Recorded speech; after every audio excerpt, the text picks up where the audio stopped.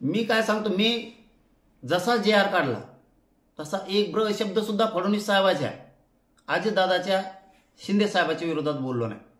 कारण मी कधीही खरं काम करतो, मला खोटं जमत नाही. मग आता तुम्ही माझा त्याने घातपात केला, तुम्ही याच्यात सखोल जायला पाहिजे होतं, त्याला चौकशीला घ्यायला पाहिजे होतं, त्याला अटक करायला पाहिजे होतं. का नाही केलं? का नाही केलं? आम्ही मराठी शांत केलेत का नाहीत? आणि मराठ्याला माझा हात जोडून आव्हान आहे, तुम्ही फक्त शांत राहा. इथून पुढे सुद्धा मी बघतो, मी याची पाठ पुरवितो कशी पुरवायची. कारण मुख्यमंत्र्यांवरती तुमचा विश्वास राहिला कसा राहील? फडणवीस साहेबांना, अजितदादाला आणि शिंदे साहेबाला एक शब्द सुद्धा मी मराठा आरक्षणाचा जी आर काढल्यापासून बोललोच नाही. आजही बोलायचं माझं काही कारण नव्हतं, काहीच कारण नव्हतं. पण जबाबदार तुम्ही आहे. फडणवीस साहेबांनी, ते अजित पवार, हे जर त्यांना जाऊन तिथं म्हणतोय, जर हे धनंजय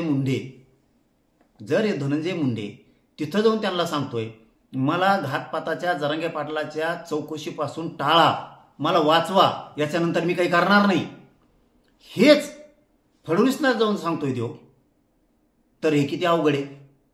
जर ते हे जाऊन सांगतोय तर हे किती अवघड आहे. हे किती मोठा कट रचू लागायला सुद्धा मग असं म्हणावं लागेल. म्हणायचं नसलं तरी अजितदादा आणि फडणवीस बी सोबत आहेत त्याचा असा अर्थ होतो.